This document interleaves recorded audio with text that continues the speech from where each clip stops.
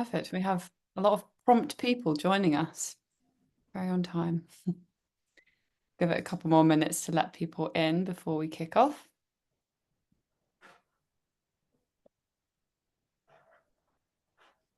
And whilst people are joining, a very topical icebreaker for you. And if you want to comment this in the chat, that would be great. And the question is, what was your biggest fear about the autumn budget that didn't come true?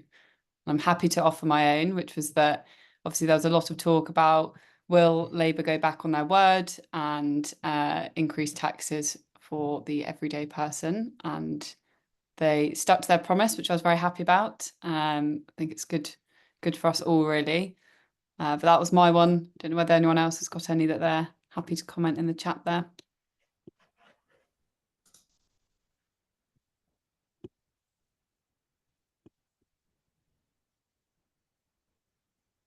Stunned silence. Maybe Dave and Sam, you can share yours. Well, a selfish one, but also I think an important one. There were rumours around removing NI pensions relief. I think that would have been a real challenge for employers. Would have removed a significant amount of the incentive for providing great pensions support and guidance and advice. So very, very pleased that there is still that savings opportunity, and in fact, an increased opportunity through the increase in NI. But that's a bit of a spoiler.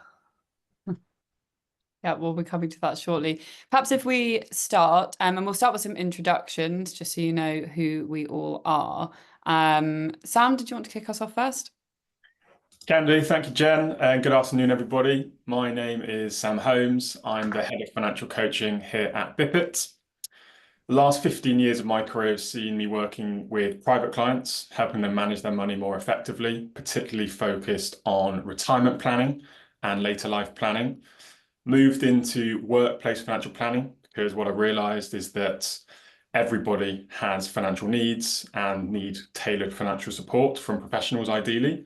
But that's quite frankly not accessible for lots of people in society. So a big part of what we're doing here is breaking down those accessibility barriers to give everyone that personal financial support that they need. And I head up the team on the financial consultant side here. Pass to Dave. Thanks, Sam. Lovely to see so many of you on the webinar today. So my name's Dave Healy. I lead our commercial team here at Bippet. So spent my whole career in the benefits, reward and well-being space, and very, very passionate about our mission to normalize the conversation around money and have a measurable impact on the financial lives of as many households as we possibly can. And yeah, I'll hand over to Jen. Perfect, thank you. Yep, so Jen, also part of the commercial team. My day-to-day is speaking to organisations about their financial wellbeing strategy and how they can improve it. And a key topic that comes up time and time again is financial inclusion, which is the backdrop of today's session, and how this is really coming into play even more given the autumn budget last week, which has given away the next slide, which is exactly what we'll be talking about today. I guess perhaps starting with what we won't be talking about, which is everyone will have read many articles, perhaps attended some webinars already on the autumn budget and what it means for a small group of people. And what we really want to be focusing on here is what you at your organisations can be doing to support everyone and make sure that we're thinking about the actions here. So we've gathered that information, we're thinking about what next and what's appropriate for different demographics in your workforce to help ensure that they can thrive, and as can your business. So we'll give a bit of background around that, and then 4 key sections that you can see here. So pensions, taxation, investing and family. And for each of these, you'll have your own playbook/toolkit, a couple of different actions and suggestions for you all, which we hope you can take away. And as always, if you do have questions, do feel free to put them in the Q&A box. That goes directly to us and we'll get to them at the end. There will be polls throughout, so put your answers in the chat, and yeah, let's get going. Thanks, Jen. So we wanted to start with providing a little bit of context and scene setting around the statement itself. And it's been impossible over the course of the past 2 or 3 months to avoid all of these really fear and stigma provoking headlines that you could be forgiven for thinking that the world was going to end at one point. The amount of fear, uncertainty, and doubt that was laden across all of the potential things that could be coming forward in the budget. And one of the things that we were really concerned about at BIPIT is the impact that would have on various cohorts within the workforce. You've got people really concerned, and rightfully concerned, about their pensions plans and the continued tax efficiency of those, and what might happen with inheritance tax and what might happen with capital gains. But they're not issues that impact everyone in the workforce equally. And we could envisage a scenario where potentially you had someone who was approaching retirement and talking about, at the water cooler, as an example, the differences or the changes that are incoming and the impact that might have on one's tax planning and perception of value of a pension plan. And you wouldn't want that to rub off negatively on somebody who's just embarking on in their careers. They've just started contributing to a pension plan, and that stigma and disengagement that could occur through really a lack of financial empathy and a lack of understanding about where people are at. So we thought we designed this webinar really to help organizations cut through the noise and consider the various different cohorts across the organization. On this slide, we decided to remove the names of the papers, and depending on which papers you read, you could be feeling very, very differently about the statement and budget. We wanted to provide a really objective viewpoint today around the things that matter most and the things that you can be considering in terms of the way you communicate and embed financial well-being across your organization. So we wanted to start by, of course, getting a sample of some of those headlines, but also sharing some of the findings from our latest research, which really focused on the inclusion challenge in the workplace. And one of the things that we discovered through our survey, and we'll share a link to it around after this webinar, is that people tend to turn to their families, their partners, their friends when they're worried about money more so than you as an employer. Now, that's perfectly natural. We think there's a big opportunity here to change that balance, but this is really important when you consider one's lived experience of money, people's socioeconomic backgrounds, people's lived experiences, and you think about the guidance, support, advice that comes from your family members, your partner, your friends, based on their own lived experiences with money as well. And what we want to try and do is help organizations minimize their exposure to a lot of that essentially social proof and attitudes towards money, and think about how they can provide that trusted impartial support from an expert. And when you look at the financial inclusion challenge in the context of money worries, we've also highlighted that people's attitudes to money and people's fear and anxiety towards money varies really significantly across different demographics. We've pulled out males and females here, just as an example. We also got data on single versus dual income households, data on other aspects of a household makeup, such as dependent status, carer status, etc. But you can see here, people's attributes as an individual will determine the impact that money stigma has on them as individuals and the decisions they make. And you see stark contrast between, for example, males and females in terms of the frequency of money worries, and also where they turn to for that source of financial education. Interesting, what we also see is the fact that HR professionals, which is a positive for everyone on this call, seem to be much more insulated from those frequent money worries and seem to have it much more buttoned down and dialed into where they turn to for specific types of financial support.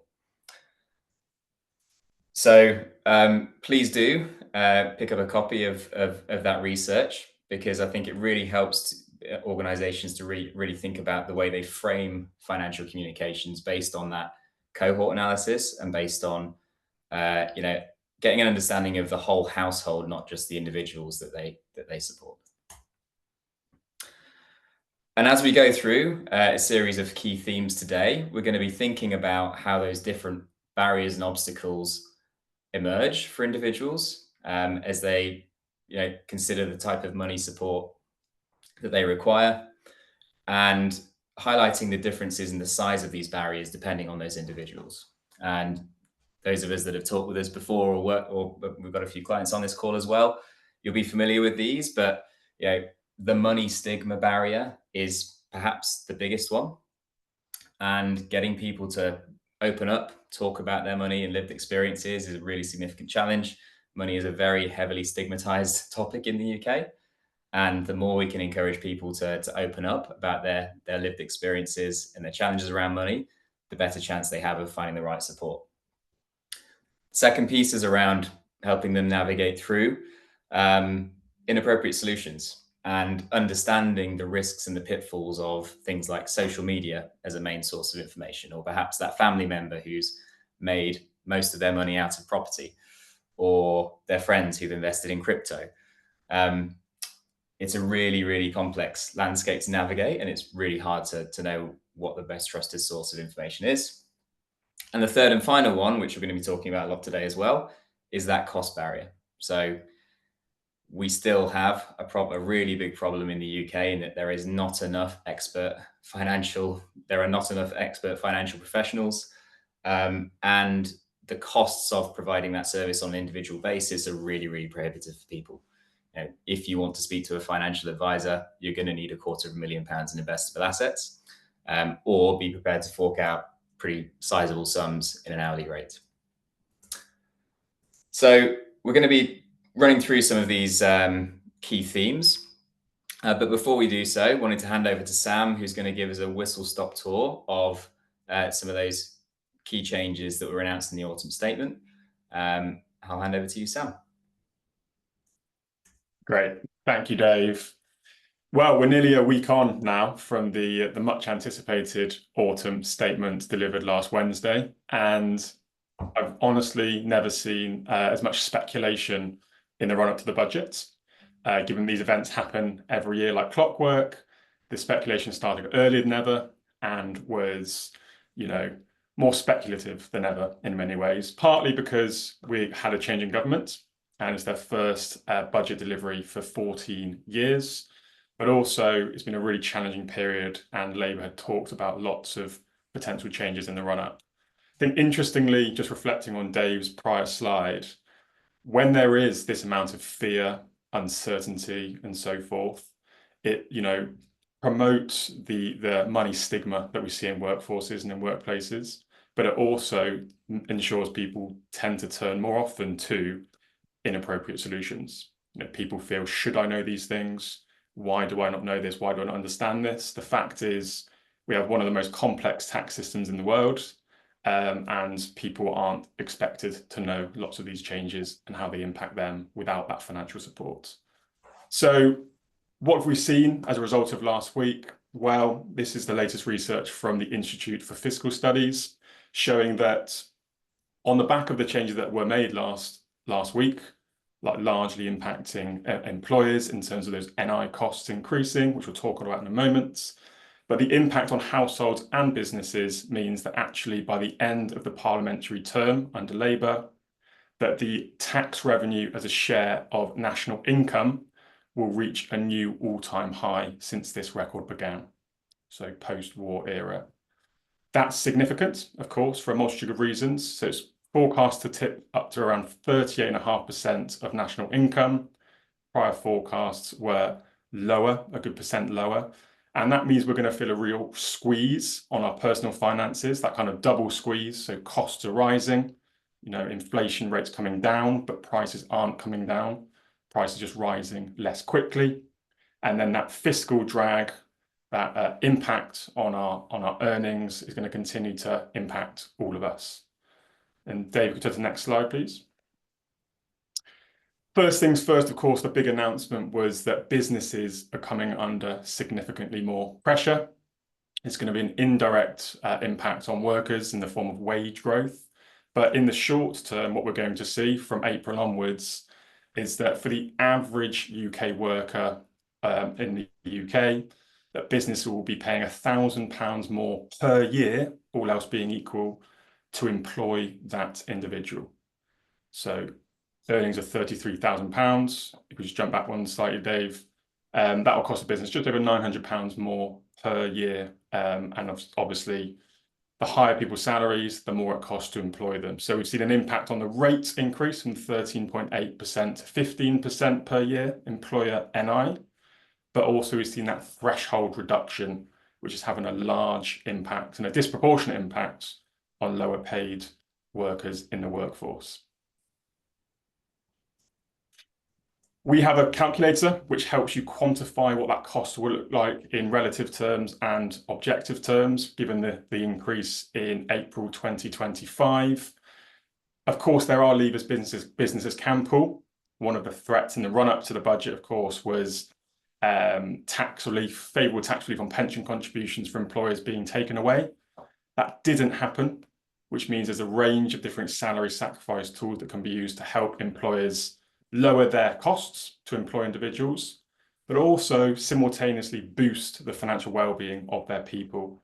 So please go to that URL. Jen just dropped it in the chat, so you can click straight through and you can start to quantify what that NI saving could look like for you and your business. So businesses under pressure, but of course, households under pressure as well, so that your individual employees will be feeling this. And perhaps the biggest impact was something we knew before the budget. Labour continued to agree with the frozen tax thresholds, although Rachel Reeves did say from 2028 these would be going back up in line with inflation. What that means over the next 5 years is that more and more people, through pay rises and so forth, will be dragged into paying much higher rates of income tax. And just to contextualize that, I suppose, so if you think 30 years ago, just over 30 years ago now, when the higher rate income tax band was in place, less than 4% of the UK population, working population, paid that higher rate of income tax. It was brought in as a progressive measure to progressively tax people who earned more money, which, at the time was impacting a far lower proportion of the population. But actually over time, we've seen this fiscal drag really ramp up to the extent, essentially, by the end of the parliamentary term, nearly 15% of the population will be paying a higher rate of income tax. Throw in the tax complexities with this effective 60% tax rate for those who are earning between £60,000 and £80,000 or over £100,000 with those tax traps, which we'll talk about shortly. You've got thousands, millions of employees in the workforce who are impacted by significantly higher income tax bands and often sleepwalking in to paying very, very high income tax rates indeed, which impacts their net income, it impacts their financial well-being, and ultimately impacts their productivity at work.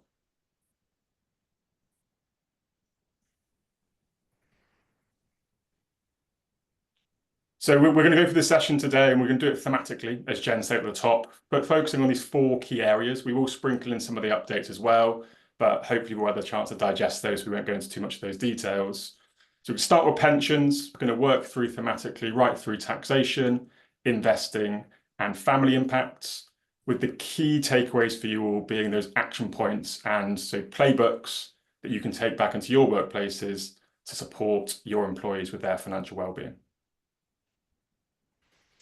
Thank you, Sam. And the first and probably most prominent opportunity that we're seeing post-budget is around pensions. So we thought we would certainly start there. And before we dive into the content, wanted to encourage some participation from those of you on this call today. And what we want to get a sense of is your understanding of the ethnicity pensions gap. The significant differences in retirement outcomes depending on your ethnicity, and there's lots of different contributors to this, which we'll come on to in a second. But before we do, very quick poll in the chat. If you could just give us an A, B, C, or D answer. What is the relative size of the average pension pot for a minority ethnic versus white British citizen?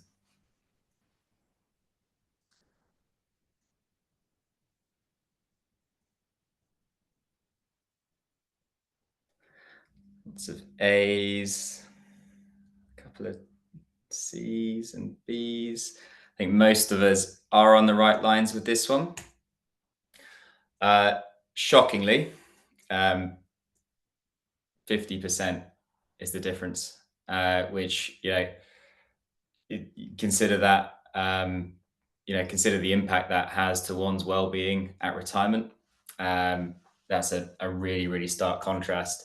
And some really fascinating insights from Now Pensions, who recently ran a pretty extensive survey on this issue that discovered that over half of the population have the average minority ethnic pensions pot is less than half the size of the average white British person's pot, and nearly 7 in 10 of minority respondents have no pension pot at all. So you can see the stark contrast in graphical form there. There's various contributing factors to this. There's ethnicity pay gap, which we know, whilst that is decreasing over time, is still a fundamental issue in society. There's obviously equal opportunities and inclusion in the workplace, but also social attitudes towards retirement and social attitudes towards institutions vary really significantly, depending on where you grew up in the world and your cultural attitudes to retirement as a concept. So, one of the findings we'd encourage you to look at is just trust in institutions. And if you've come from a country which has potentially been through political turmoil, has been impacted by geopolitical changes, wars, things like that, you are far less likely to trust your financial institutions. And that translates into, people's confidence in investing in pensions as a whole. Thinking about this from an inclusion perspective, bear in mind that not everybody will correlate pensions with high quality life in retirement. Not everybody will have the same sort of social attitudes or default attitudes to retirement as a concept. Great, thanks, Dave. It always surprises me, that statistic. It's really quite depressing in many ways. And there really is a kind of an intergenerational perception gap with pensions as well. And there's a lot of education that needs to be done en masse around pensions and the benefits of. One big one that always stands out to me is the fact that, the pensions landscape has shifted significantly over the past few decades. And those who are operating pension schemes in the workplace will be acutely aware of that. But I don't think employees quite grasp the fact that that risk shifted from employer to employee, and they really need to engage with their pensions to ensure that they have even a moderate income in retirement. So it's something that really needs to be engaged with up front, but for all ages within the workplace. And what better tool for retirement planning than a pension, whether that's a workplace pension, a private personal pension in the form of a SIP or what have you.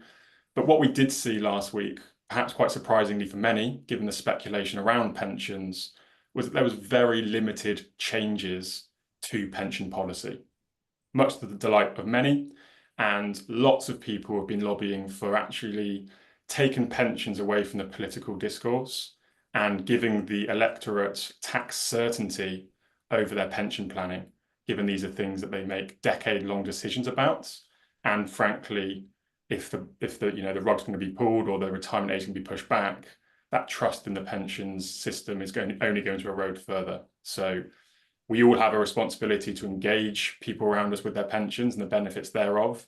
And hopefully in due course, we can start to depoliticize pensions and help people use them as a great tool for their retirement planning. But what have we seen then? So actually, on the surface, there's been no changes to pensions contribution tax relief. There were rumours of things such as a flat rate tax relief or perhaps a cap on tax relief. Under the current system, higher earners technically get more tax relief because you're getting tax relief at your marginal income tax rates. So they remain a very tax efficient tool to build wealth, especially for higher earners. Pensions annual allowance has stayed frozen at £60,000 per year, obviously capped at your own earnings, your own gross earnings per year. Tax-free cash entitlements, there's been no change there. I've seen loads of people acting on speculation, crystallizing pensions, taking their tax-free cash unnecessarily, just because they thought there might be an immediate change to this rule. Again, this speculation can lead to really negative financial outcomes. So it's really important we encourage people, but engage them, give them the confidence to make proper and better financial decisions. Same with the lifetime allowance, that remains as is. There's been no cap or reintroduction to that, and that's again something that was speculated on quite significantly.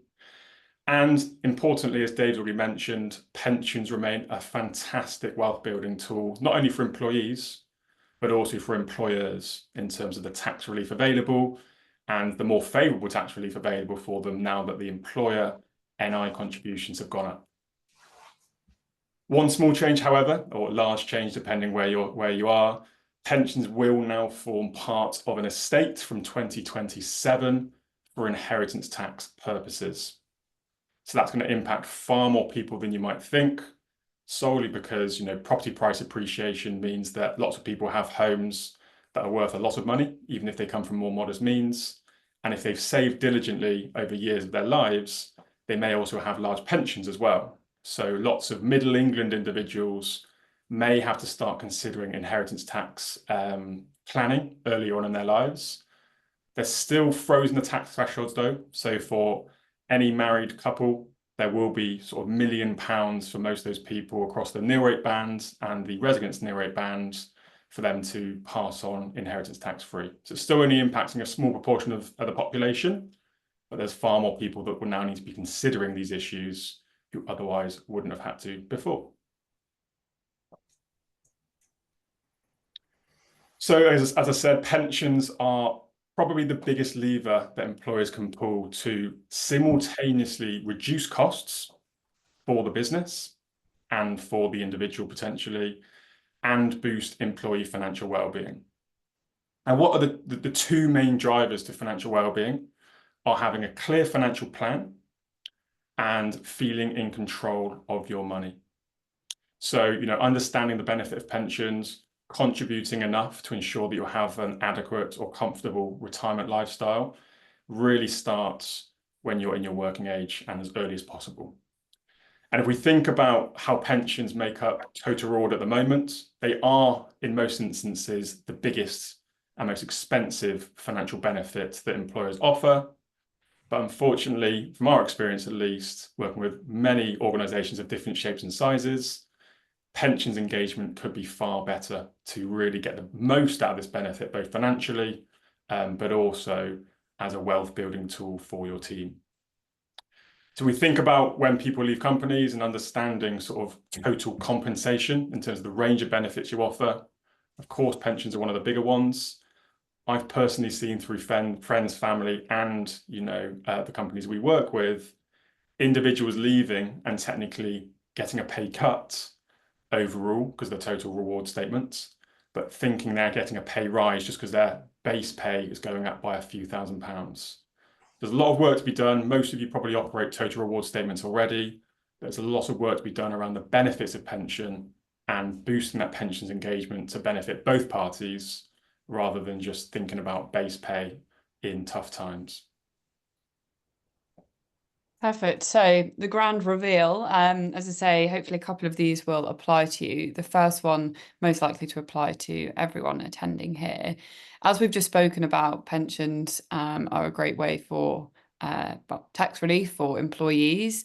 although they are underutilised. And particularly now, what we've seen with the NI increase for employers, it presents a really good opportunity for you to look at the headroom that you have in your pensions.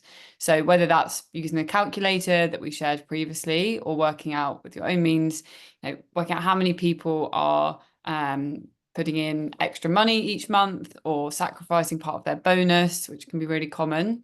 If you can work out that headroom, you can see what you could perhaps improve it to, which would be good for your employees as they'll have better pension engagement, but also good for you given savings on NI there. So really suggest that as a first step to everyone attending here.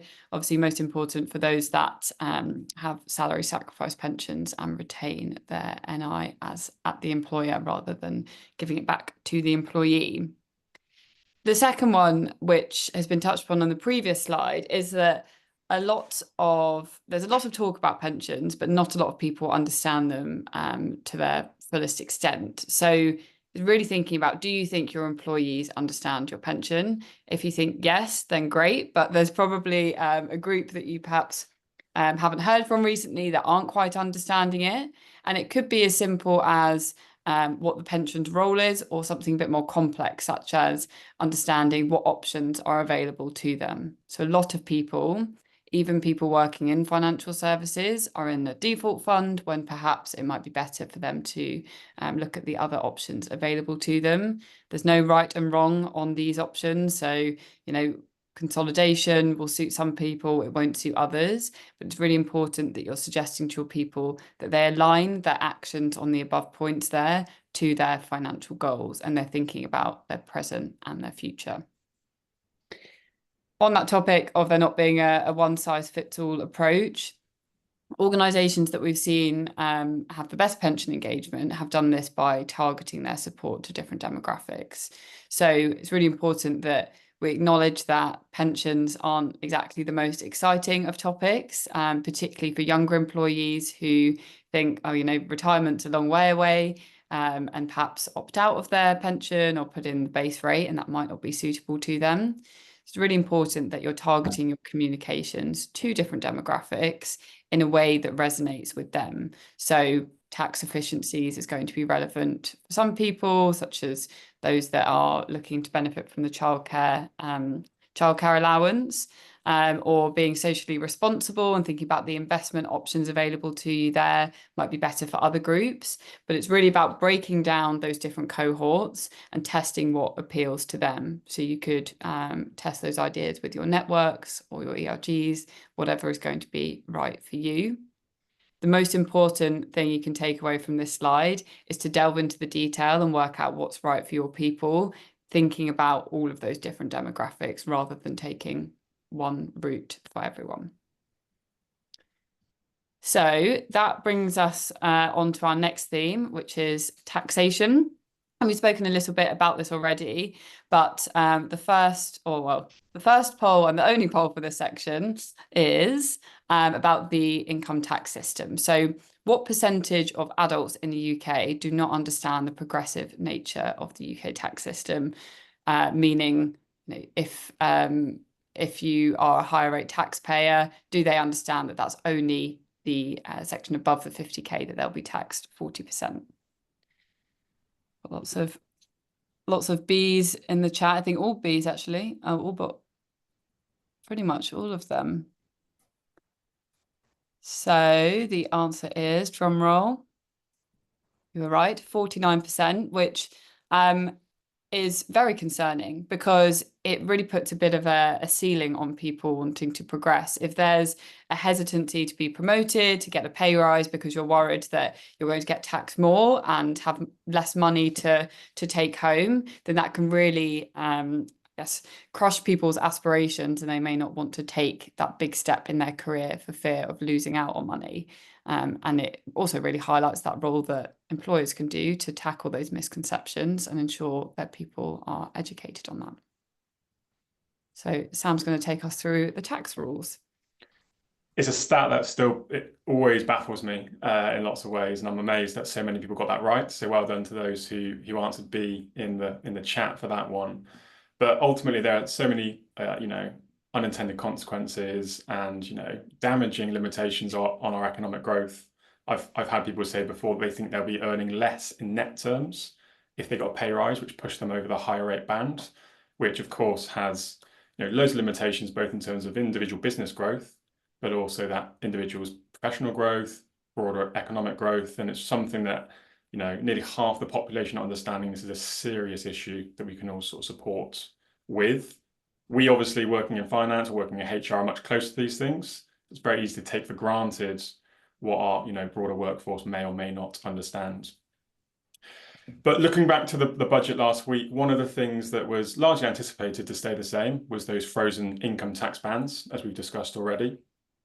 So that's going to have a huge implication into the tax takes, that fiscal drag, also known as stealth taxes, where people will be paying more tax over time, is going to raise billions of extra pounds over the course of the parliaments. But more interestingly, perhaps, is that what happened with capital gains tax rates.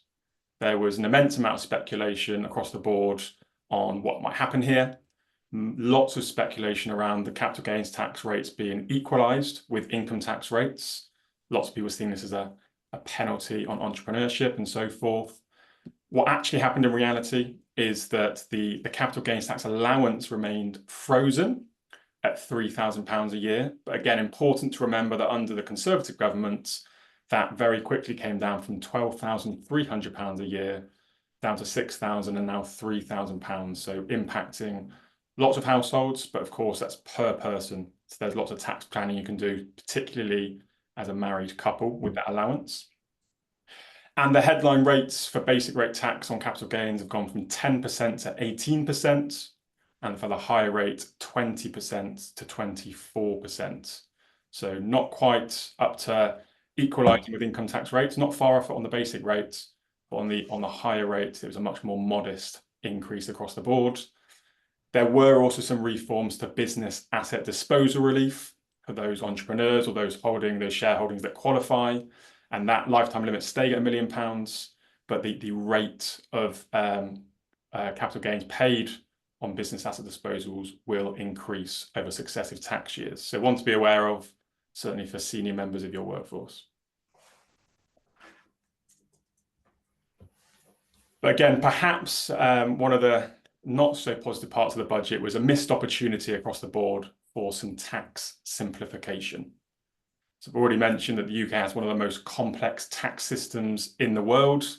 Unfortunately, we're still in that same position. And as a byproduct of that, many individuals in your workforce will be paying over 50% in income tax in terms of their marginal income tax rates. When you add all those taxes together and the impact on their net income, so if we think higher rate tax of 40%, national insurance of 2% for the employee, plus a 9% student loan deduction, we're starting to get into some quite punchy numbers. Add on to that the tax traps that still exist in the UK tax system, notably the higher income child benefit charge, which tapers between £60,000 and £80,000. And if the highest earner in the household earns more than £80,000, they get no child benefit whatsoever.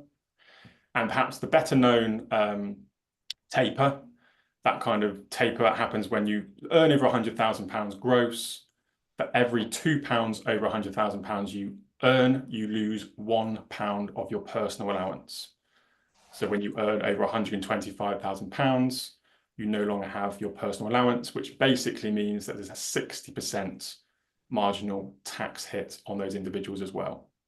So if we think about the impacts of that, lots of people are blissfully unaware of these things. They're sleepwalking into them, paying the tax man perhaps far more than they need to.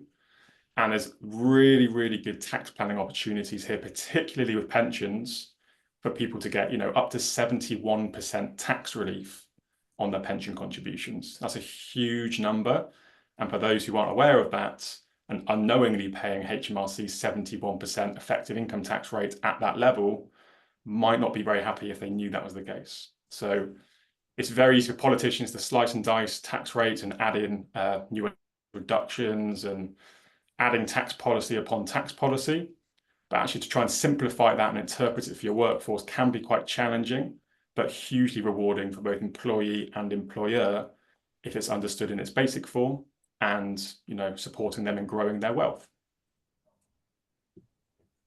Great. So the actions from this, I was going to say it's very shocking, the statistic, but you're very good at guessing. But I think when we drill down into what that means for the average individual, the average workforce, that's a huge proportion of your workforce who are perhaps misunderstanding how the tax system or how taxing works. So I think going back to basics is the first tip here, is making sure people actually understand what their tax code means. Are they on the right one? How do they check that? We'd always advise people to do exactly that, understand it, and you as the employer can help them to achieve that. It may feel like a bit of a condescending conversation to have because there's a misconception that everyone actually already knows all of this, but we do hear a lot from BIPIT users that they weren't too sure who to turn to ask about their tax code.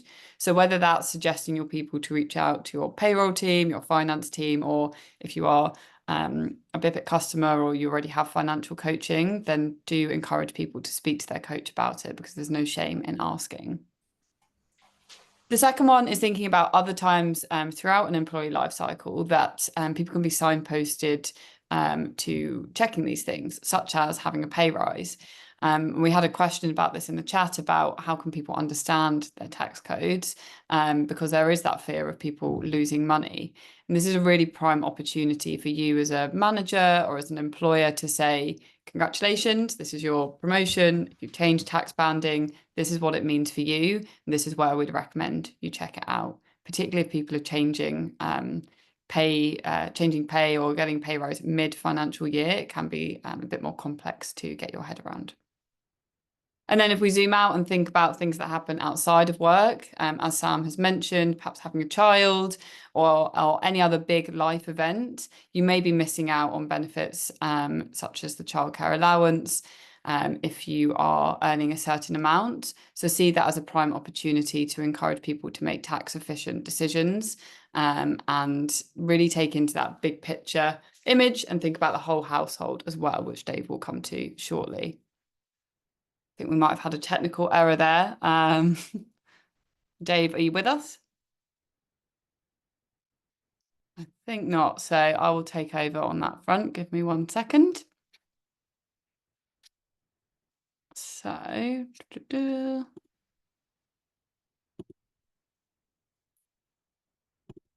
we go. Can you see my screen? Yeah, all good, Jen.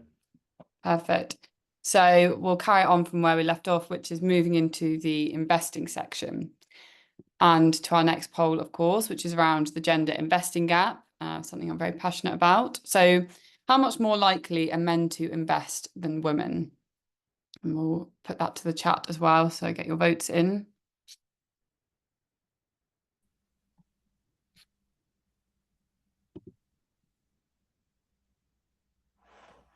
Bit of a mixture on this one, actually, which is interesting. The answer, depressingly, is 100% more likely. Some good news for women is that women tend to make better investment decisions because they're more risk averse. However, this statistic is really quite staggering and something that isn't spoken about anywhere near enough. I could talk about it all day, but for the sake of time, I will move on to the next section, which is for you, Sam. Great, thank you, Jen. Dave's back. Thanks, Jen. Yeah, it's a really interesting one, actually, that there's definitely that gender investing confidence gap, at least, when it comes to any kind of investing. I guess the starting point is to remember that we're all investors through our workplace pensions. So excluding those who are opting out, of course, they are all naturally going to be investors in the stock market and other asset classes they may not fully understand.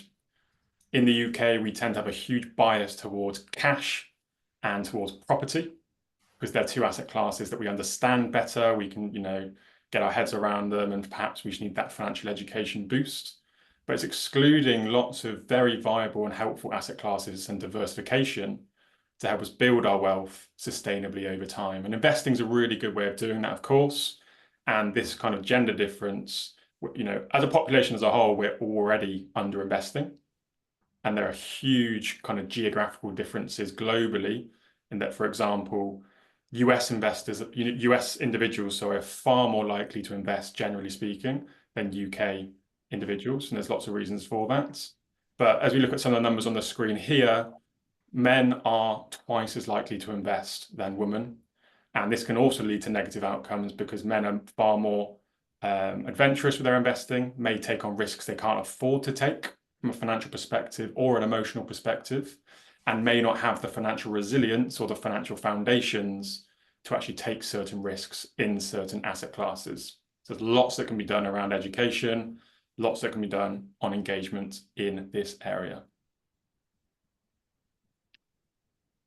Scrolling back to the autumn statement, though, investing still remains a fantastic way to build wealth. Looking at the allowances and ISAs. So the ISA allowance for adults has been frozen at £20,000 per year, which of course, if you've got 2 adults in the household, that's £40,000, which could be allocated towards tax efficient accounts. The lifetime ISA, useful for, of course, first-time buyers, but also those, especially basic rate taxpayers, saving for retirement with that 25% risk-free, tax-free government bonus up to that £4,000 limit per year. Again, for those who are saving for their children's long-term future, getting them engaged with investing and making their money work harder for them whilst they're between the ages of 1 and 18. Junior ISA allowance, again, frozen at a very healthy £9,000 per year. And for tax advantage investments, enterprise investment schemes and venture capital trusts, as part of that growth agenda from Labour, the tax reliefs remain available for those higher earners, perhaps, who have lots of surplus income and want to diversify their wealth across different tax wrappers. EIS and VCTs are very, very high risks. Of course, advice is necessary in those areas, but that, tax relief is still there nonetheless.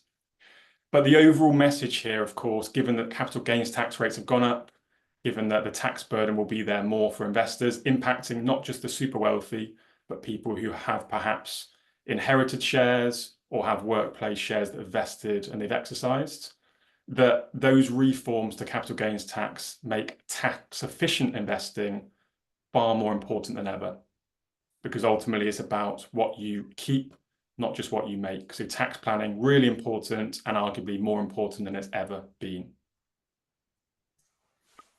So just a very whistle-stop tour, looking at the main types of ISAs. George Osborne and previous governments really liked the ISA, so much so that they expanded the ISA network quite considerably. And if we look at their headlines, so the main takeaway from last week is that the Labour government, actually prior to the budget, scrapped the British ISA idea, which is this additional £5,000 allowance if you're investing in UK listed shares or funds. That's now been scrapped, so we're back to the status quo with ISA legislation. And as I said, those core ISAs remain available in a very attractive way for people to protect their wealth, not only if they're investing, but also for those who, may be in breach of their personal savings allowance now that interest rates have risen. So, tax sheltering those cash savings becomes increasingly important to ensure that you keep more of your hard-earned savings. Thank you, Sam. Hopefully my sound is okay. Sorry for the Wi-Fi issues.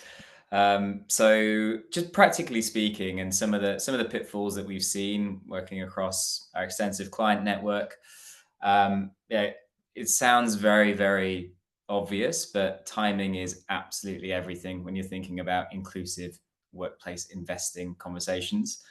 All too often we see workplace ISAs that don't get the engagement that you might require because perhaps they've been launched in the build-up to a summer holiday period or Christmas holidays when people just don't have the level of disposable income that would be encouraging them to be considering their investment options at that time. So think about the timing of your pay cycles. Think about when your bonuses are paid. If you have bonus windows, think about payday communications. And I think almost more importantly, just think about the level of preparedness of your employees and where they're at in their own financial journeys. Not everybody is going to be in a position to invest. Some may need to work on more of the fundamentals of their objective financial well-being and get those really important foundations in place first. So, enabling people to think differently about their emergency fund, their their debt management, whatever those building blocks need to be to get themselves in a position where they can confidently invest, is really critical. So timing and think about readiness. The second piece, for those of you that do offer those workplace saving options, and for anyone as well that offers a pension plan, as everyone on this call will, think really carefully about the level of inclusivity that you have in those investment options.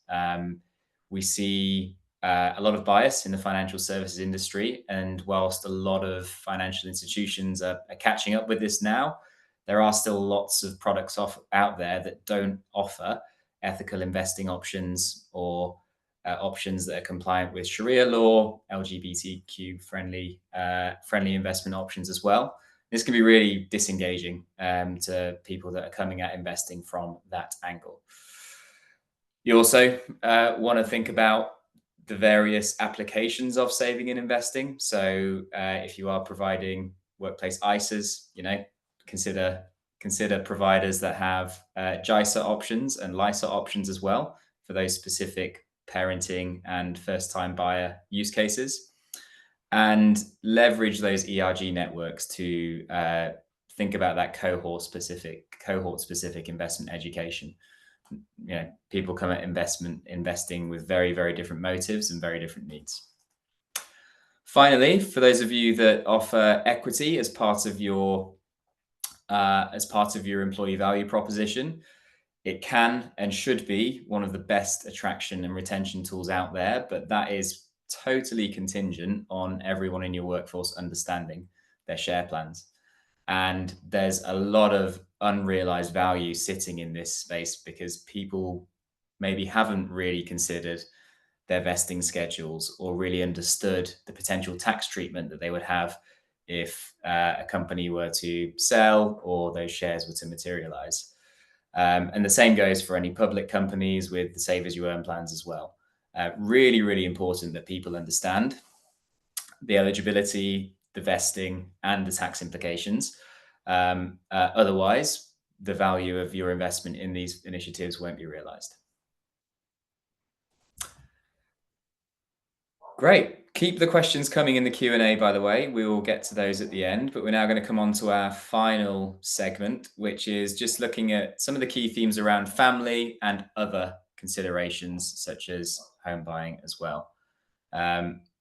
And before we go into the detail of that, the final poll of today, would love to hear from you on how many UK parents dread the holidays because of the financial strain that puts on their family.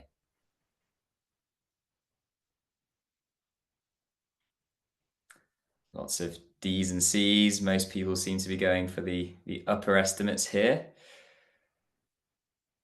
And they would be correct. So 38% of people dreading that holiday season. Should be something really positive that everyone looks forward to, but people approaching this with that sense of fear and dread, obviously not the situation you want your employees and their households to be in. Thanks, Dave. And yeah, unfortunately, families are still under immense pressure. We've seen those dramatic costs increase. So cumulative inflation since the pandemic is over 20%. And whilst that's slowing or has slowed, it's still having a huge impact on families, particularly young families on lower incomes. Couple that with that fiscal drag, that pressure on incomes. Couple that with the complexities of the UK tax system. It's far more efficient for two earners in a household to earn £50,000 than it is for one earner to earn £100,000. So there's been no reform there. But the general message here is that it's impacting everybody with young families in the workforce, not just lower earners who are disproportionately impacted by increase in food and energy costs, which make up more of their budget in relative terms. It's also impacting those higher earners who perhaps have quite a lot of leverage on their own property in the form of a mortgage. And as we all know, mortgage rates have spiked significantly since 2022. And whilst those rates are starting to come down slowly with a base rate review on Thursday, there's still a lot of pressure on those households across the board. And again, for those higher earners in the workforce as well, one of the changes we knew pre-budget was that introduction of VAT on private school fees, which will be effective from January 2025. So, the impact of that is that lots of your workforce will be struggling with their finances and needing to, manage things more effectively. Some of those changes, very mindful of time, so I'm going to rattle through some of these. Some of these fell under the radar, but there is going to be an increase to child benefit for both the eldest child and subsequent children in the household, which is welcome news for parents. What we're seeing increasingly and what the literature suggests is that more than ever, there's more and more people in the workforce who are caring for elderly relatives, perhaps simultaneously as raising their own family as well. So significant emotional and financial pressures on those individuals. Labour did, raise the earnings limit for carers who have earnings and are claiming the full carers allowance, but that cliff edge does still exist for those earning a penny over that earnings limit. So lots of people need to be considering if they're going to get a bonus or a pay rise in the year, they need to be really mindful of how that will impact other benefits, and it's really important to engage with those things. Minimum wage to rise, we're reflecting on that. Those who are buy-to-let landlords or thinking about property as a retirement tool, that landscape has completely changed. And we often see this kind of intergenerational divide of what perhaps worked in different economic circumstances as a good wealth building tool no longer happens to be the case. So it's really important to engage with the current set of circumstances, but understand what works best for you, given the tax landscape, your own income potential, and so on and so forth. A few other ones in there. So stamp duty is going to go up for people with the threshold reducing, and fuel duty frozen, and the 5p cut extended for another year. So final aspects of the playbook for the family focus. And I think really, really important, as you've probably picked up on already, it's not just the individual you employ, it's the household that they're a part of. You are a significant contributor to that household's finances. And we know that objective and subjective financial well-being vary significantly depending on your household circumstances, your dependent status, whether it's single or dual income. So really trying to build a picture of this as an employer and trying to capture some of this data so you can inform your financial well-being strategy. Really, really important.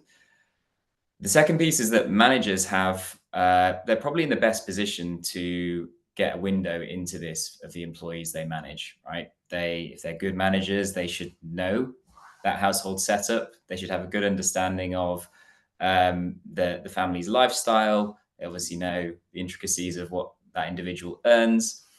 And so empowering them and encouraging them to be financially empathetic and proactively signpost can be a really, really good way of embedding your financial well-being support. Second piece, which is it's staggering how many people speak to our coaches and were not aware of the benefits that they're entitled to, or the benefits that their family members may be entitled to as well. It's £23 billion that goes unclaimed, or that will go unclaimed this year, up 4 billion from last year. So just making sure that everybody really understands that landscape and that picture, and try and avoid that awareness, apathy, or stigma that's associated with ultimately claiming those benefits that people deserve and people are entitled to.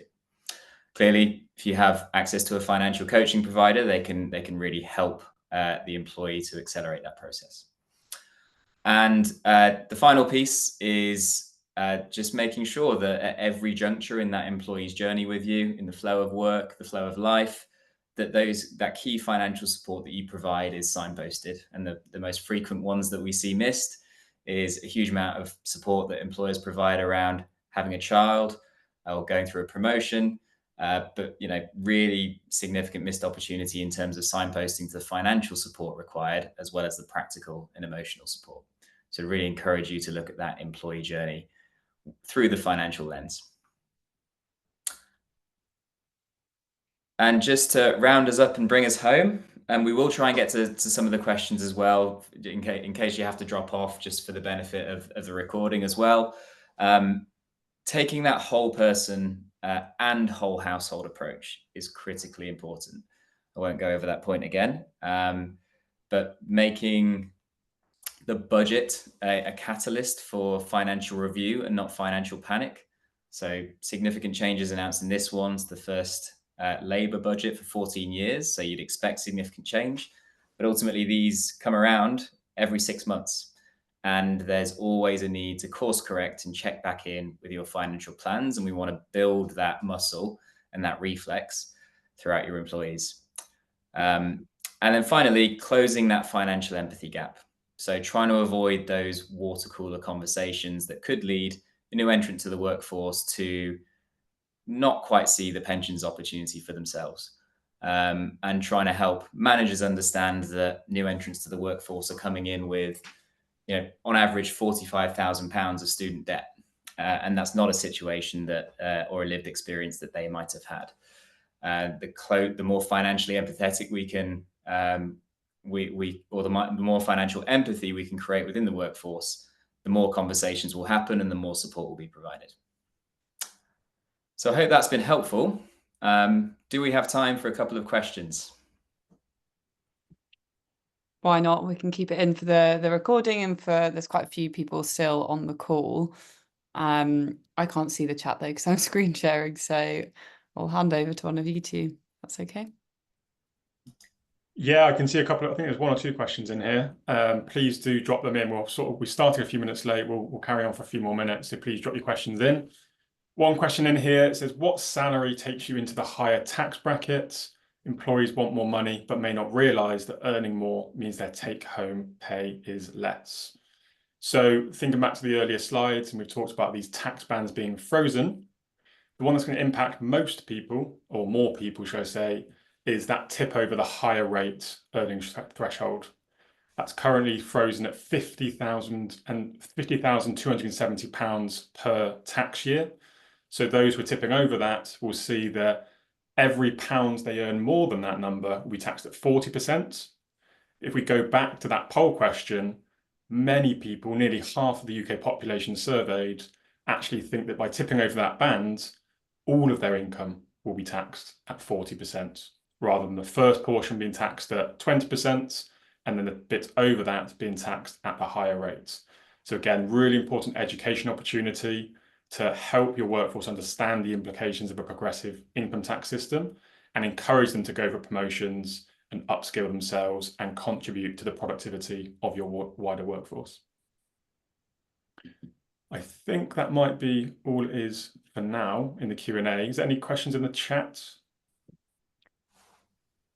Nope, I think that's everything. Perfect. Well, thank you all so much for joining. We'll send around the recording and the attachments that we spoke about throughout the session to each of you. And if you do have any questions, feel free to reply to us and we will, of course, get back to you. Hope you found it useful, and any feedback, please do share. Thanks, everyone. Thanks, all. Thank Have you. a great afternoon.